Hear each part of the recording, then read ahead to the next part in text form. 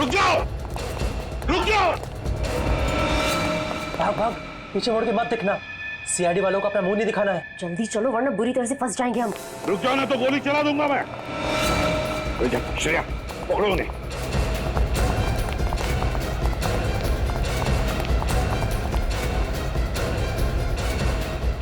यहाँ क्या है?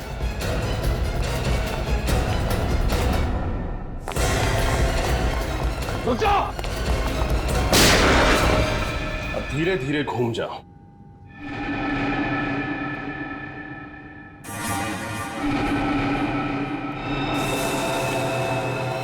अरे ये तीनों टेबल पर ऐसे क्यों पड़े हैं? खून?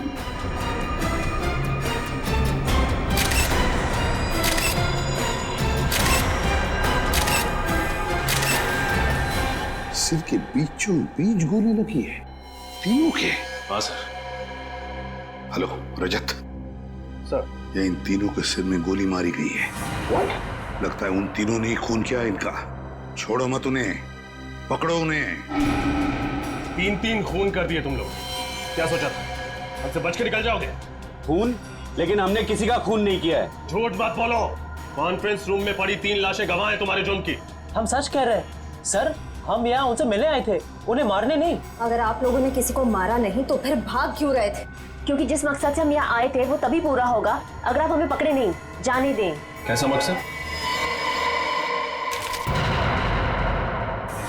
ये देखिए सर। हाँ।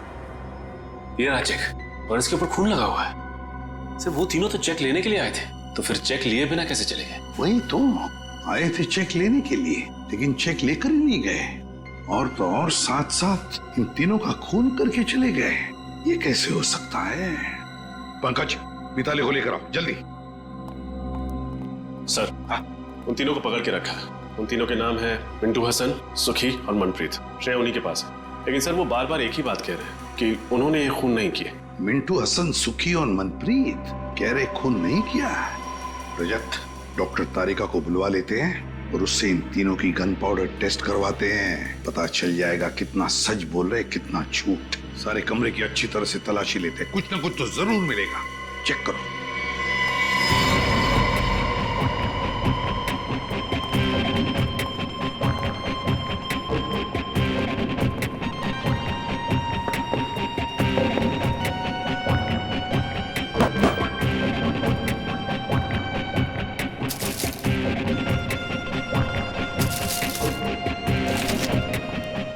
सर, मिताली। ये सब कैसे हो गया? किसने किया ये सब? मिताली बताओ, यहाँ इस कॉन्फ्रेंस रूम में आने के लिए क्या तुम्हारे पूरे स्टाफ को परमिशन लेनी पड़ती है? हाँ सर, जब भी कॉन्फ्रेंस रूम में मीटिंग होती है कोई भी बिना इजाजत के इस कमरे में तो क्या इस फ्लोर पर भी नहीं आ सकता। और आज तो यहाँ बहुत जरूरी मीटिंग थी, इसीलिए कृतिका मैडम, रणबीर सर और ईशान सर ने कहा था कि किसी को भी यहाँ आने की अनुमति न दी जाए जब तक मीटिंग खत्म ना हो जाए। तो फिर वो तीनों कैसे घुसे इस कॉन्फ्रेंस रूम में? क्या तुम भी शामिल हो उनके साथ? बताओ। नहीं सर, आप ऐसा कैसे कह सकते हैं? मैं भला अपने बॉसेस को क्यों मारूंगी? उन्हें तो कृतिका मैम ने परमिशन दी थी अंदर आने के लिए। सर पूरा कमरा छान मारा है, कहीं कुछ नहीं मिला। कुछ भी नहीं मिला? कुछ भी नहीं मिला इस कमरे में? है ना बड़ी अजीब बात। यहाँ इस कॉन्फ्रेंस रूम में आने के लिए और यहाँ से बाहर जाने के लिए सिर्फ एक ही दरवाजा है। यही दरवाजा है ना? हाँ सर। फिर ये सब हुआ कैसे? कैसे हुआ ये सब? जब हम लोग यहाँ आ रहे थे तब ये तीनों भी, मिंटू हसन, सुखी और मनप्रीत, भागे जा रहे थे यहाँ से। क्यों? और वो भी बिना चेक लिए। सारा चक्कर क्या है? कुछ ना कुछ तो गड़बड़ जरूर है। सर, हाँ, ये भी तो हो सकता है कि इन तीनों ने एक दूसरे को मार दिया हो। नहीं पंकज, मुझे नहीं लगता ऐसा हुआ है। अगर ये तीनों एक दूसरे को मारते तो कोई ना कोई गन तो हमें मिलती। कोई ना कोई गन। नहीं नहीं नहीं नहीं नहीं, इस सारी गुत्थी का जवाब इन तीनों के पास है। मिंटू हसन, सुखी, मनप्रीत।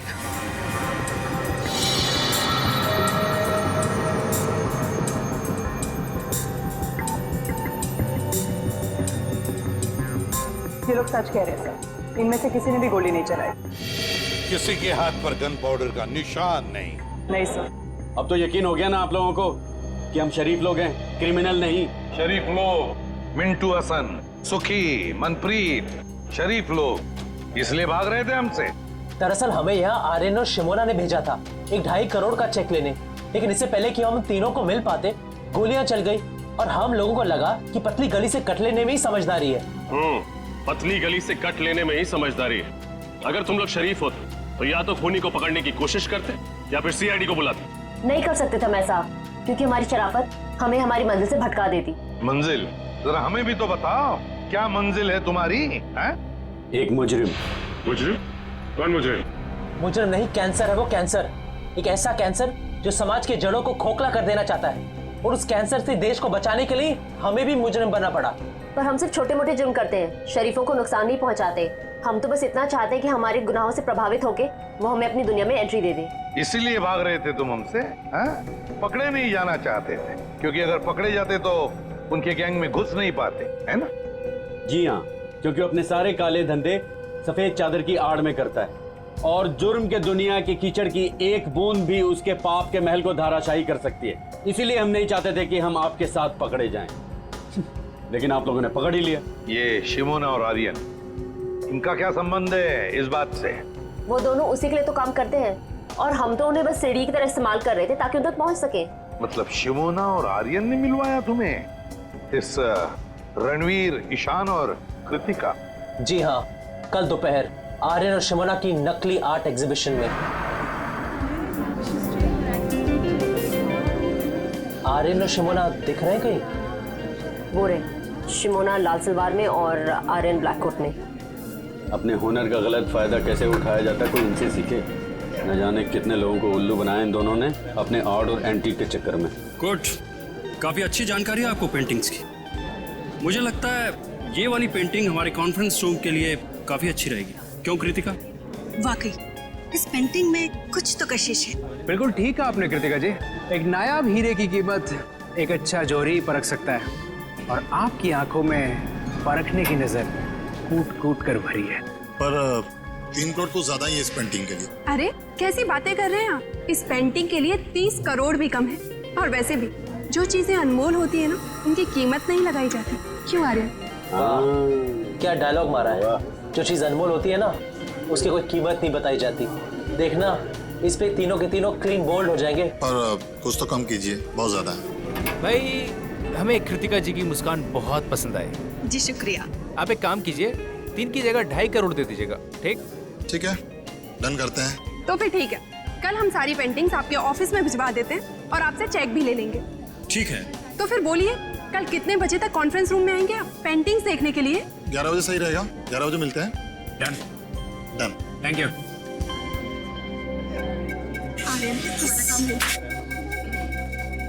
वैसे बहुत अच्छा फ्लर्ट कर रहे थे आप कृतिका जी के साथ। क्यों, तुमको बहुत जलन हो रही है क्या? कहो तो थोड़ा सा फ्लर्ट तुम्हारे साथ भी कर लो। भाई थोड़ी फ्लर्टिंग मेरे साथ भी कर लो मिस्टर आर्यन। आर्यन? नहीं, आर्यन नहीं, मेरा नाम केतन है। और मेरा नाम नटवरलाल, और ये सिमोना नहीं मोना डार्लिंग। हाँ? लेकिन आप लोगों को ये कैसे पता चला? और हमें ये भी पता है कि कैसे तुम 200-500 रुपए की घटिया पेंटिंग्स को लाखों करोड़ों में बेचकर मासूम लोगों को चूना लगाते हो। Good job. कृतिका जी का दिल टूट जाएगा जब उन्हें पता चलेगा कि ये पेंटिंग नकली है, और वो जो आप उनकी मुस्कान की तारीफ कर रहे थे वो भी नकली है। समझे? कितना पैसा चाहिए तुम लोगों को? बड़े समझदार हो, जल्दी मुद्दे पे आ गया। हाँ, एक ठग को दूसरे ठग को समझने में ज्यादा वक्त नहीं लगता। हमें तुम्हारा पैसा नहीं चाहिए, हमें उस आदमी का पता चाहिए जिसके लिए तुम काम कर रहे हो। लेकिन क्यों? आप लोग हमारे बॉस तक क्यों जाना चाहते हैं?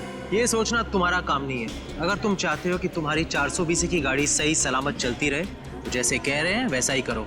ठीक है, लेकिन आप लोगों को हमें ये गारंटी देनी पड़ेगी कि हम दोनों का धंधा चौपट नहीं होगा। दे सकते हैं? नहीं होगा। बस अब बताओ कैसे पहुंचेंगे उस तक? बहुत सरल है, बस आप लोगों को उन्हें यकीन दिलाना पड़ेगा कि आप लोग हमारे लिए काम करते हैं। पर वो कैसे होगा? सिंपल है, कल इस पेंटिंग के 2.5 करोड़ का चेक हम लोग नहीं, आप लोग लेने जाएंगे।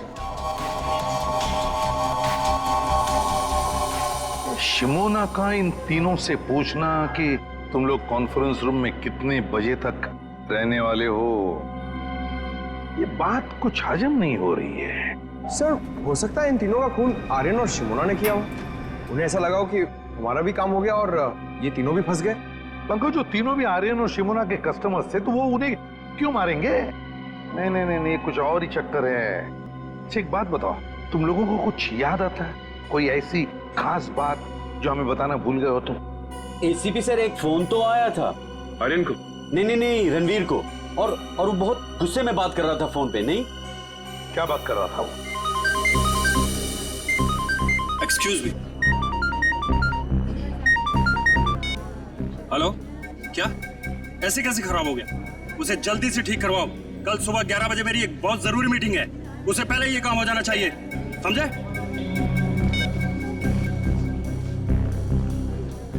मिस्टर रणवीर, मेरी अभी अपने कारपेंटर से बात हो गई है। आज रात को ही जाकर वो ये आपके कॉन्फ्रेंस हॉल में खूबसूरत पेंटिंग लगा देगा। ओह नाइस, ये तो बहुत अच्छी बात है।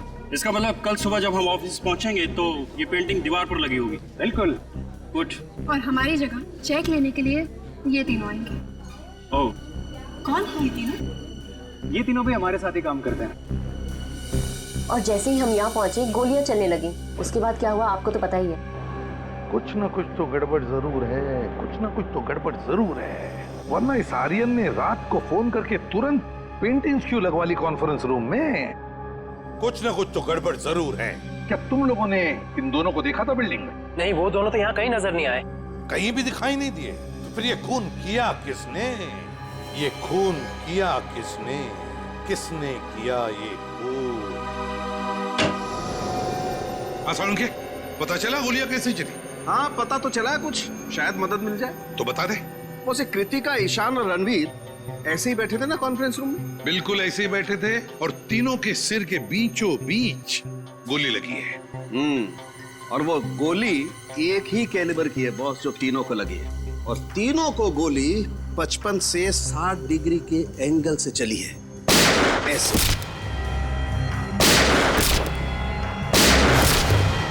यो मतलब गोलियां ऊपर से नीचे चली है। सर फिर तो खूनी को भी ऐसे ही किसी ऊंची चीज पर चढ़ना पड़ा होगा। तो क्या सर खूनी ने इन सब पर कॉन्फ्रेंस रूम की टेबल पे चढ़ के गोलियां चलाई होंगी? नहीं निखिल, कॉन्फ्रेंस रूम की टेबल पर चढ़कर कैसे गोलियां चलाएगा?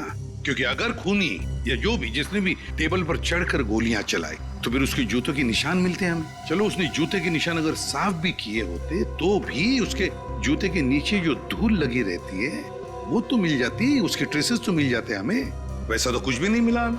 और एक बात सर, इन तीनों के शरीर पर कोई भी हाथापाई के निशान नहीं मिले। ओह, कोई भी हाथापाई के निशान नहीं? तो हो सकता है खूनी इन तीनों को जानता हो और शायद इसी बात का फायदा उठाया उसने और चला दी गोली। सड़के उस चेक के ऊपर जो खून मिला था वो किसका था? बस वो खून रणवीर का है। रणवीर का है? लेकिन सर इन तीनों को मारकर किसी को क्या फायदा हो सकता है? इन तीनों को मारकर किसी का क्या फायदा हो सकता है ये तो हम पता लगा ही लेंगे श्रेया। लेकिन पहले उस कॉन्फ्रेंस रूम में फिर से जाना होगा, फिर से देखना होगा कि गोली चली कैसे। ऊपर से कुछ ना कुछ तो है उस कॉन्फ्रेंस रूम में जो हमारी नजरों से छूटा है। इस कॉन्फ्रेंस रूम में जाकर फिर से अच्छी तरह से देखते हैं, अच्छी तरह से। तो तुम हो विशाल, इस कंपनी के चौथे और सबसे बड़े हिस्सेदार। जी सर। इन तीनों की मौत के बाद तो तुम कंपनी के मालिक बन गए हैं? जी सही कहा आपने। मुबारक। मिठाइयाँ लाए हो? मिठाई? सर मेरे पार्टनरों के साथ इतना बड़ा दुखद हादसा हुआ है और आप मिठाई खाना चाहते हैं? अब करोड़ों रुपए जो मिल गए तुम्हें और फिर कंपनी पूरी की पूरी तुम्हारी हो गई। नहीं सर, ये क्या कह रहे हैं आप? सर पैसा तो हाथ का मैल है, पर इंसान की जिंदगी पैसे से कहीं ज्यादा अनमोल है। इसी हाथ के मैल ने अच्छे अच्छे लोगों की नीयत को गंदा किया है मिस्टर विशाल। आज सुबह 11 बजे जब इन तीनों को गोली लगी, आप कहाँ थे? जी मेरे दांत में बहुत दर्द हो रहा था तो मैं डेंटिस्ट के पास गया। आप चाहे तो डेंटिस्ट से कंफर्म कर सकते हैं। नहीं नहीं, उसकी कोई जरूरत नहीं है। वैसे ये आपके दांत का दर्द ठीक है? अभी ठीक है। दांत का दर्द बहुत खराब होता है सर। मेरा डॉक्टर कहता है कि दिन में 2 बार ब्रश करना चाहिए, एक बार सोने के बाद और एक बार उठने से पहले। मेरे दांत देखो। डॉक्टर पंकज, आपका लेक्चर खत्म हुआ और आप, जैसे आप सर मैं अभय, कृतिका के हस्बैंड। ओ, क्या क्या लगता है आपको? आपको किसी पर शक है? कौन कर सकता है ये? नहीं सर, मुझे किसी पर शक नहीं है, पर सर जिस किसी ने भी किया है ना उसे आप छोड़िएगा मत प्लीज सर। पता नहीं अब कृतिका के बिना मेरी जिंदगी कैसे कटेगी। मिस्टर अभय, हौसला रखिए, वक्त के साथ सब कुछ ठीक हो जाएगा। मुझे तो लगता है कि रणबीर सर की जान पहले से ही खतरे में थी। अच्छा, आपको ऐसा क्यों लगता है? सर, रणबीर सर ने शशांक और केदार के खिलाफ पुलिस में कंप्लेन की थी।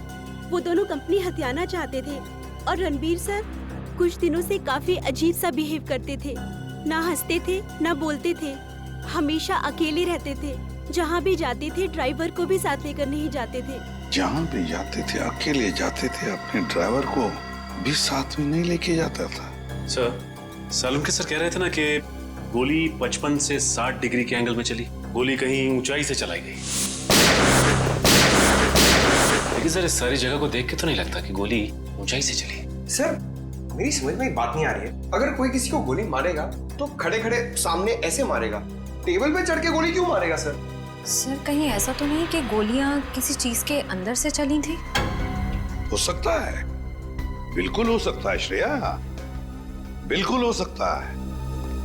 इस कॉन्फ्रेंस रूम का कोना कोना छान मारो, एक एक इंच देखो, कोई भी चीज हमारी नजरों से छूटनी नहीं चाहिए, कोई भी चीज।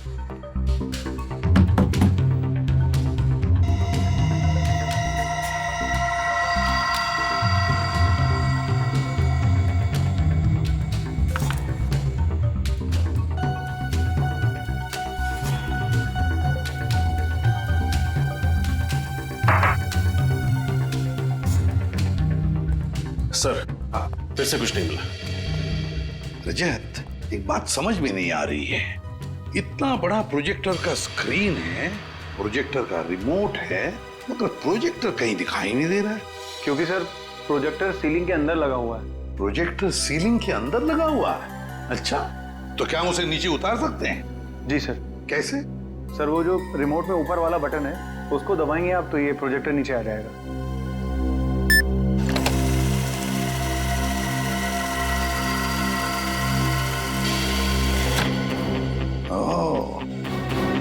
तो ये बात है, प्रोजेक्टर ऊपर सीलिंग के अंदर।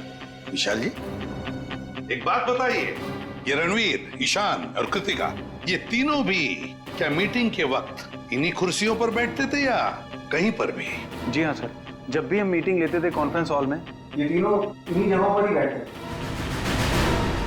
इन्हीं 3 कुर्सियों पर बैठते थे। रजत, उतारो इस प्रोजेक्टर को नीचे, खोलो।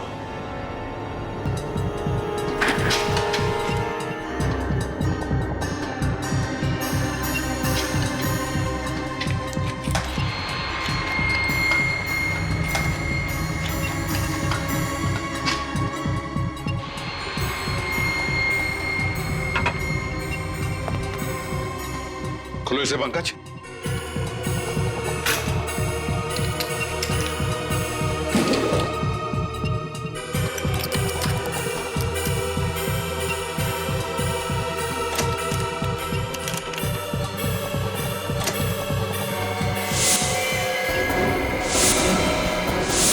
वाह रे वाह, इसमें तो गन फिट की गई है। प्रोजेक्टर के अंदर गन लगा के रखी है। मतलब खूनी जानता था कि ये तीनों सभी कुर्सियों पर बैठते थे। जैसे इन कुर्सियों पर बैठे, प्रोजेक्टर के गन में से गोलियां चली और काम खत्म। हाँ सर, ये तीनों बेचारे कहाँ जानते थे कि प्रोजेक्टर के नीचे आते ही और गोलियां चलेंगी और तीनों मारे जाएंगे। मगर सर, प्रोजेक्टर में गन फिट की किसने?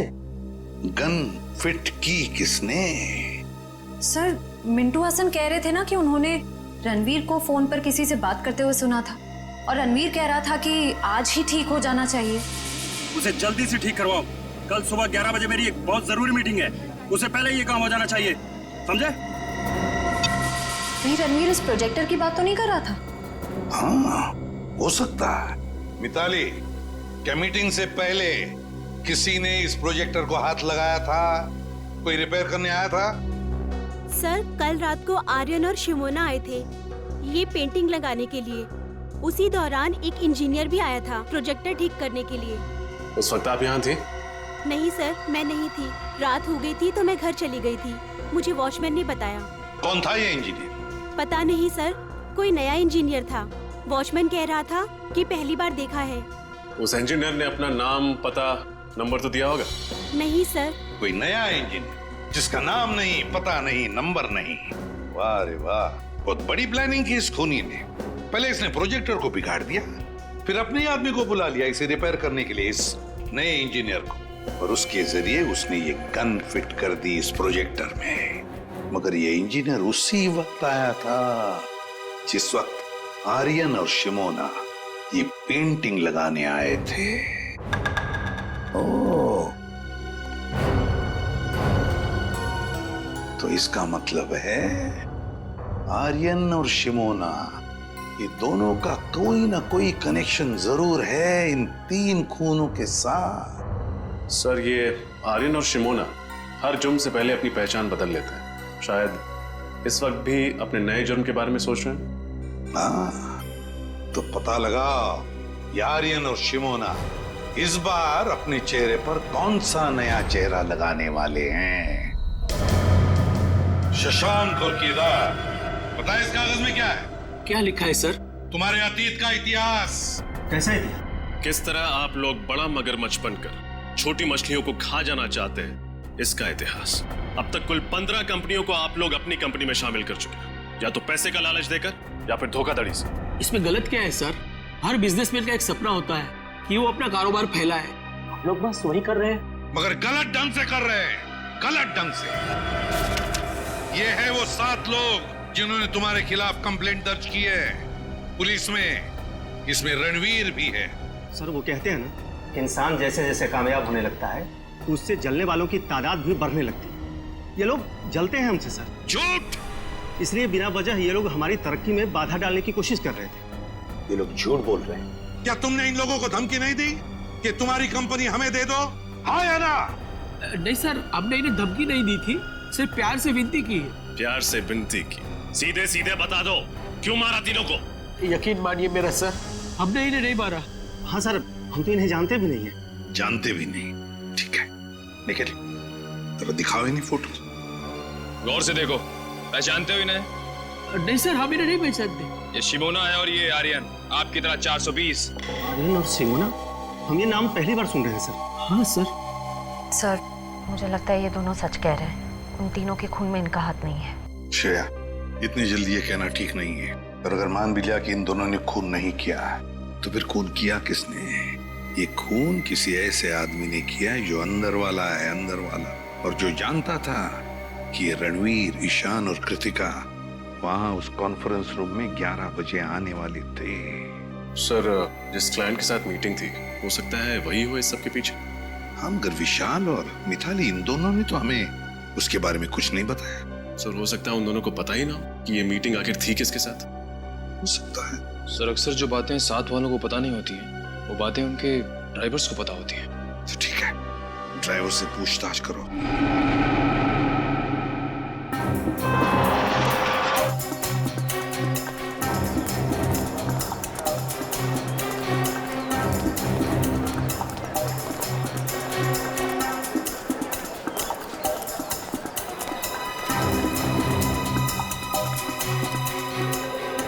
एक्सक्यूज मी, मैं सीआईडी से इंस्पेक्टर सचिन। आप जरा ये दोनों फोटो देखिए। क्या ये लड़का और लड़की आपके यहाँ पासपोर्ट बनवाने आए थे क्या? नहीं सर, ये दोनों तो कभी नहीं आए। पूरे यकीन से कह सकते हैं कि कभी नहीं आए? हाँ सर, मैं पूरे यकीन से कह सकता हूँ कि ये नहीं आए। Thank you. वेलकम। ये आर्यन और शिमोना है।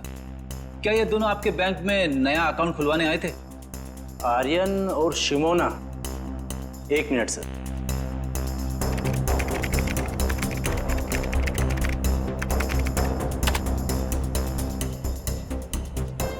नहीं सर, इन्होंने हमारे यहाँ कोई अकाउंट नहीं खुलवाया है। कोई बात नहीं, ये मेरा कार्ड है। अगर ये दोनों आपके बैंक में आए तो मुझे फौरन इन्फॉर्म कर दीजिए। Okay sir. Okay, thanks.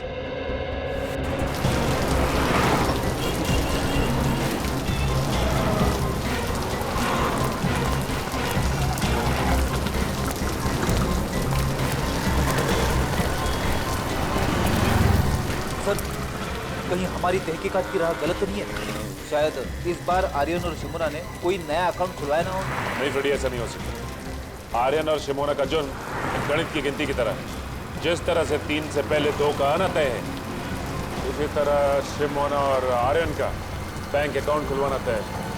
एक काम करते हैं, आगे के बैंक चेक करते हैं। चलो। मैनेजर साहब। जी कहिए। हम लोग सीआईडी से। सीआईडी? जी हाँ, सीआईडी। जरा इन फोटो को गौर से देखिए। ये आर्यन और शिमोना, क्या ये आपके बैंक में अकाउंट खुलवाने आए थे? ये दोनों? हाँ, ये दोनों हमारे अकाउंट खुलवाने आए थे, लेकिन आपको कोई गलतफहमी हो रही है। इनका नाम आर्यन और शिमोना नहीं, रवि और सपना है। क्या? रवि और सपना? जी हाँ। ये दोनों 420 इतने धड़ल्ले से अपने नाम बदल रहे जैसे हर शुक्रवार को सिनेमा हॉल में फिल्म बदलती रहती है। अच्छा, ये उनकी डिटेल्स देख सकते हैं? जी, एक मिनट।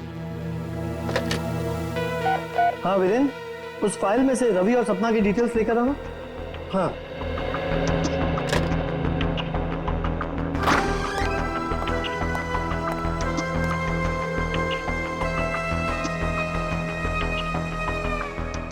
ये रहे इनकी डिटेल्स।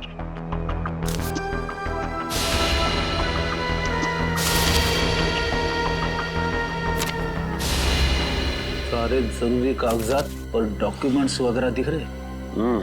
हाँ, अकाउंट खुलवाने के लिए जो भी कागजात जरूरी होते हैं वो इन्होंने दिए थे, और हमने इन्हें चेक भी किया था, बिल्कुल सही थे। और तो और हमारी एक टीम इनके घर भी जाने वाली है एड्रेस वेरिफिकेशन के लिए। Address verification? एड्रेस तो यही बताया था ना उन लोगों ने। Yes sir.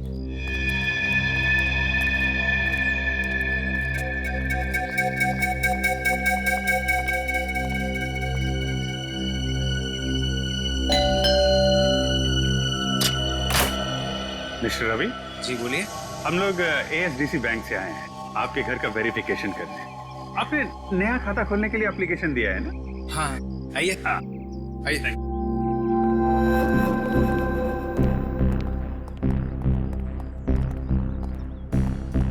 बहुत बढ़िया घर बनाया आपने सर। अच्छा, सपना मैम है ना, उनके भी सिग्नेचर्स लगेंगे। अच्छा हाँ, सपना, सपना। क्या हुआ रवि? बड़े अच्छे कलाकार हैं आप लोग। आर्यन को रवि और शिमोना को सपना बुलाते हैं। मतलब? आप लोगों का खेल खत्म हो चुका है मिस्टर आर्यन और मिस शिमोना। कौन हो तुम लोग, और हमारा असली नाम कैसे जानते हो? अरे भैया सुनो, जिस स्कूल में तुम पढ़ते हो ना, उसके हम लोग हेडमास्टर्स रह चुके हैं, और तुम्हारे जैसे 420 हमारे जेब में लेके घूमते हम लोग। देखो देखो, मुझसे पंगा मत लो, बहुत खतरनाक आदमी हूं मैं। सीआईडी से खतरनाक तो नहीं हो सकते ना? सीआईडी? अरे कहाँ जा रहे?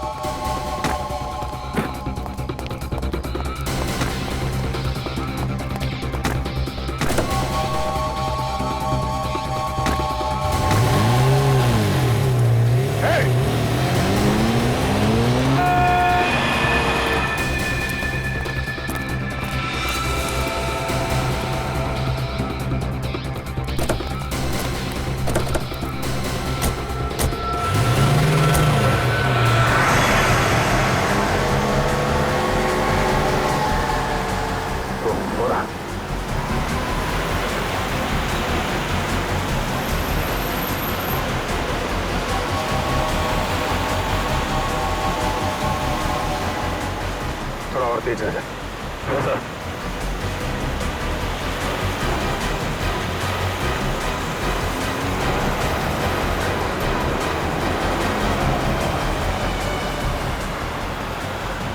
ओवरटेक कर।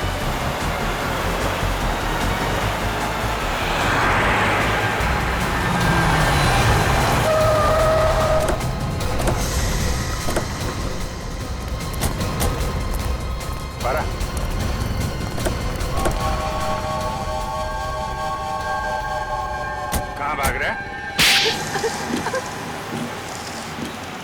क्यों किया ये सब? हाँ, ये सच है कि पेंटिंग के बहाने ही हम लोगों ने प्रोजेक्टर में गन फिट करी थी। 2.5 करोड़ रुपए तो तुम लोगों को वैसे ही मिलने वाले थे, फिर 3 खून करने की क्या जरूरत थी?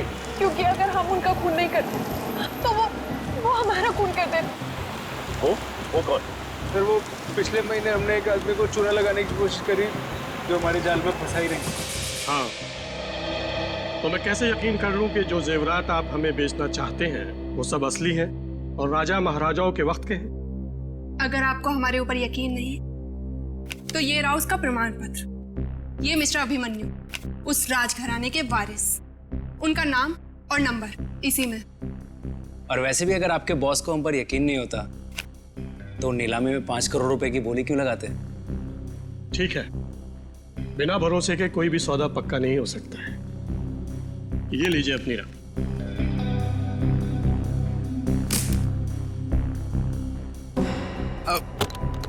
Thank you. शुक्रिया। Thank you. हेलो, क्या? अरे पकड़ो इन्हें! अरे सब नकली है! अरे जेवरात नकली है, पकड़ो!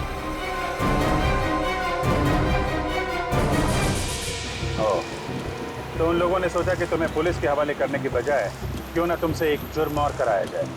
सर, हम तो खून करने के बारे में सोच भी नहीं सकते। हम लोगों से पैसे ले, उनकी चाहने नहीं लेते। खून करने से इतना ही परहेज था तो क्यों साथ दिया उन लोगों का? सीआईडी के पास आना चाहिए था तुम लोगों को। कहाँ पकड़े गए थे तुम दोनों? सर वो होटल रिज में। Hotel ridge?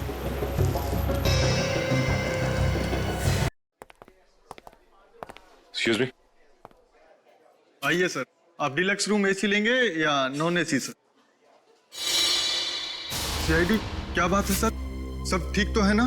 ठीक तो कुछ भी नहीं है। इन तीनों को जानते हो? नहीं तो सर। नहीं पहचानते? मैं नहीं पहचानता सर। बुला अपने मैनेजर को। अरे वो रहे। मैनेजर साहब, जल्दी आइए, सीआईडी वाले आए हैं। क्या हुआ सर? इन फोटोज को जरा ध्यान से देखिए। ये रणवीर, ये आर्यन और ये शिमोन।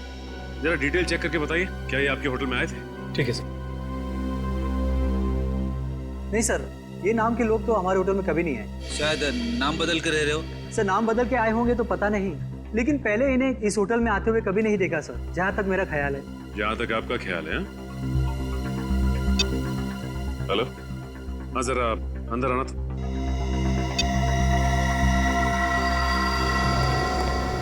हाँ सर। अच्छा ये बताओ कि रणवीर साहब यहाँ इस होटल में अक्सर आते थे? हाँ साहब, हफ्ते में 2-3 बार आ ही जाते थे किसी से मिलने। सुन लिया मैनेजर साहब आपने? कमाल की याददाश्त है आपकी। जो ग्राहक अक्सर आपके होटल में आते हैं आप उन्हें भी भूल जाते हैं? जी वो। क्या हुआ, आपकी जुबान क्यों लड़खड़ाने लगी? सर जबान नहीं सर। क्या छिपा रहे हैं आप हमसे? सर कुछ भी नहीं छुपा रहा हूँ मैं। हेलो, हाँ सर। क्या? ओह तो ये बात है। हाँ सर, मैं होटल रेट्स में ही हूँ। मैं खाली होकर आपको फोन करता हूँ। Okay okay. क्या हुआ? शिमोना और आर्यन ने अपना गुनाह कबूल कर लिया है। 10 दिन पहले इसी होटल में एक ज्वेलरी एग्जीबिशन हुआ था, जिसमें फिर से उन लोगों ने एक बार किसी को बेवकूफ बनाने की कोशिश की, लेकिन नाकामयाब रहे। अब क्या कहना है आपका मैनेजर साहब? हाँ, हम लोगों को माफ कर दो सर। किसी ने हम लोगों को पैसे दिए थे ताकि आप लोगों के सामने मुंह ना खोले। अब मुंह खोलने का समय आ गया है। अब ये बताओ कि ये पैसे तुम्हें किसने दिए थे, और रणवीर इस होटल में किससे मिलने आता था? सर वो।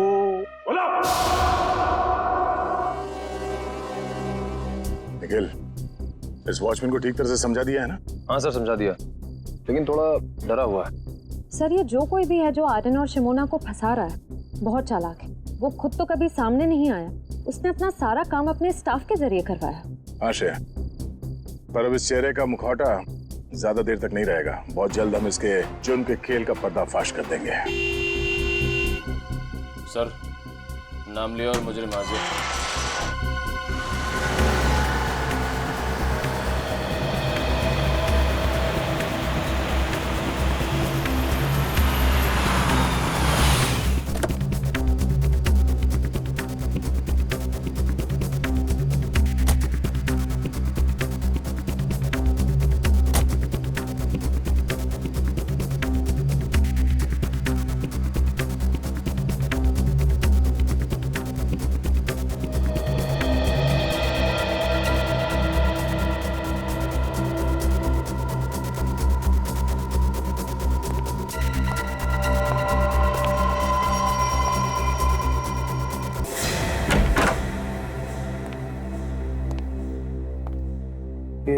घर की सारी लाइटें ऑन क्यों हैं?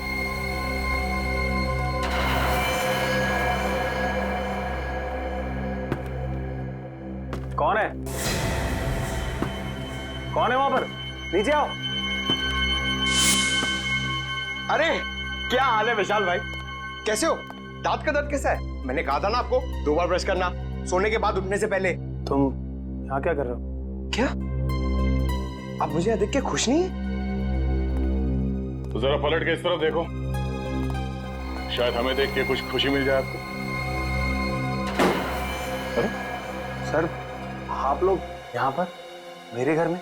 क्या खूनी का पता चल गया सर? हाँ पता चल गया, तो हमने सोचा कि खुद चल के अपने हाथों से उसका जबड़ा हिला दे। जबड़ा हिला दे? सर तो उसके लिए तो आपको खूनी के घर में होना चाहिए, फिर भला आप यहाँ मेरे घर में क्या कर रहे हैं? अपना एक गाल जरा यहाँ लाना। आजा। सर आपको मुझ पर शक है? शक नहीं, पूरा यकीन है। सर कहाँ जा रहे हो विशाल बाबू? अपनी कंपनी का शेयर छोड़ चल। मेरे मिट्ठू, अब एक अच्छे तोते की तरह चुपचाप सच बताना शुरू करते हैं, समझा? बोल। सर ये सच है कि मैंने रणवीर, ईशान और कृतिका के खून में साथ दिया था, और सर मैंने उनके खून की साजिश नहीं रची थी सर। तुमने नहीं रची? नहीं सर। तो फिर किसने रची? मुझे नहीं मालूम सर वो कौन है, मैं उससे कभी मिला भी नहीं सर। सर वो हमेशा अपने वकील को भेजता था मुझसे बात करने के लिए। सर लगता है हमें गुमराह करने के लिए कहानियां बना रहा है। उन तीनों की मौत के बाद सारी दौलत तो इसकी हो गई, उसके पास सबसे ठोस वजह थी उनको मारने की। नहीं मैम, सर वो चाहता था कि मैं इस कंपनी को दिवालिया घोषित कर दूं और उसके बाद इस कंपनी को एक नकली फर्म में बेच दूं, ताकि वो बाद में उस नकली फर्म से कंपनी को वापस खरीद ले। बहुत लंबी प्लानिंग की थी खूनी ने। अब तुम एक काम करो, उस वकील को फोन लगाओ और उससे वो कहना जो अब हम तुम्हें बताएंगे। हैं?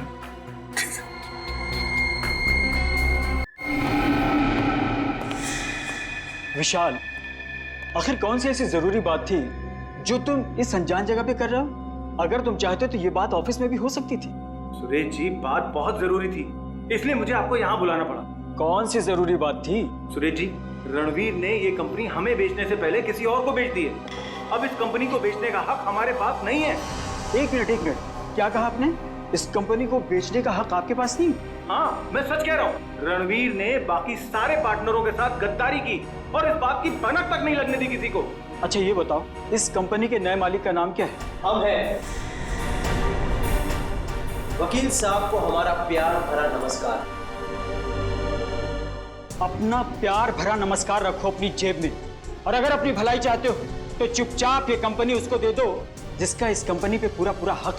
सुखी जी, हम तो इतने प्यार से बात कर रहे हैं इनसे और ये हमें धमकी दे रहे हैं। वो क्या ना मनप्रीत, ये लातों के भूत है, बातों से नहीं मानेंगे। ठीक कहा, बिल्कुल ठीक। इसीलिए आज मैं तुम दोनों को ऊपर भेजने का इंतजाम करके रहा हूं। किसी को पता भी नहीं चलेगा कि ये कंपनी कभी किसी और के नाम पे हुई थी। सर मैं अब है कृतिका का हस्बैंड। ऐसे कैसे भून दोगे? क्या समझ रखा है हमें? घर नीचे रखो, पहले सीआईडी को तो आने दो। सीआईडी आए? पहले मैं तुम्हें मार देता हूं। चुप! कहानी तो अब तुम्हारी खत्म होगी, फांसी के फंदे पर। कहाँ भाग रहे हो अभय बाबू? अभी तो तुम्हें अपने जुर्म कबूल करना बाकी है।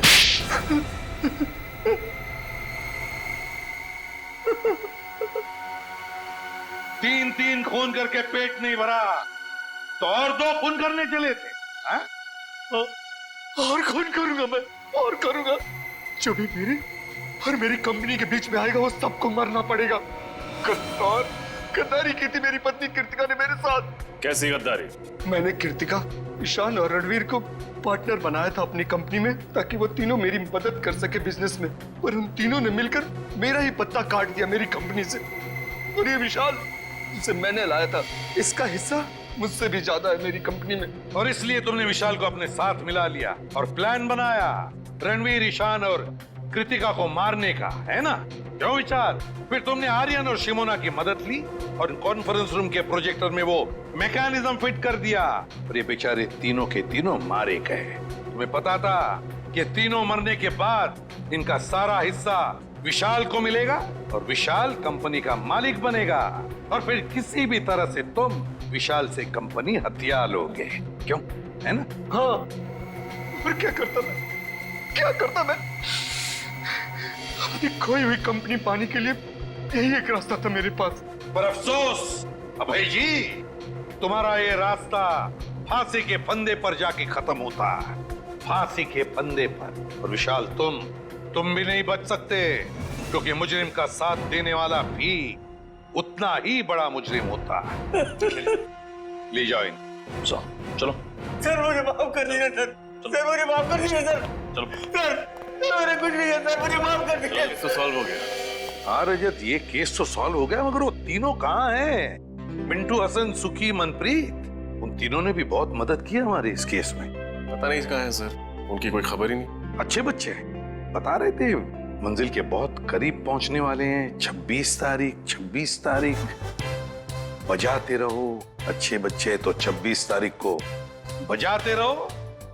मिंटू, हसन, सुखी और मनप्रीत बजाते रहो।